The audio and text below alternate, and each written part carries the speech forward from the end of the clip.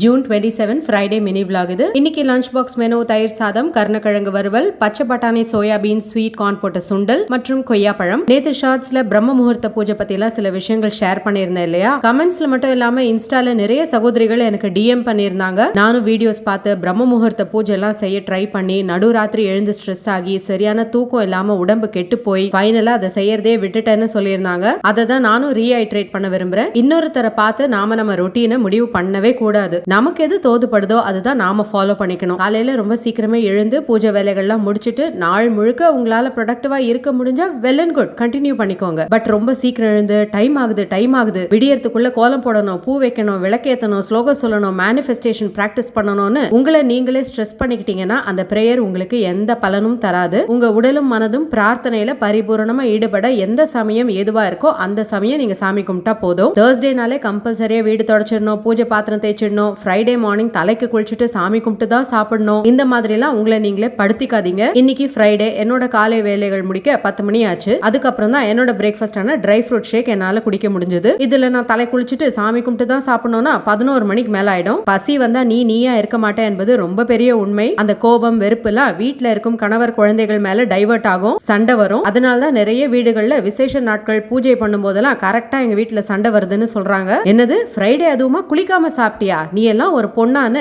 என் கணவர் ஒருபோதும் என்ன கேட்டது கிடையாது. அந்த வகையில நான் லக்கி. சில பேர் கேட்கலாம், இந்த பேசிக் டிசிப்ளின் கூட உங்களால ஃபாலோ பண்ண முடியாதான்னு. சாமி கும்பிடுறது, பூஜை பண்றதுக்கெல்லாம் டிசிப்ளினை விட டிவோஷன் தான் ரொம்ப முக்கியம் என்பது என்னுடைய தாழ்மையான கருத்து. விரதம் இருக்கிறது, சாமி கும்பிடுறதெல்லாம் நம்ம பாடி அண்ட் சோலை கிளென்ஸ் பண்றதுக்கு. அதையே ஒரு ரிஜிட் ஷெட்யூல் மாதிரி பண்ணீங்கன்னா உங்களுக்கு ஃபெட்டிக் தான் மிச்சம். ப்ரே பண்ணுங்க, பட் தவறான ஆன்மீக பரப்புரைகளுக்கு ப்ரே ஆகிடாதீங்க. இன்னொரு ஷார்ட்ஸ்ல சந்திக்கலாம்.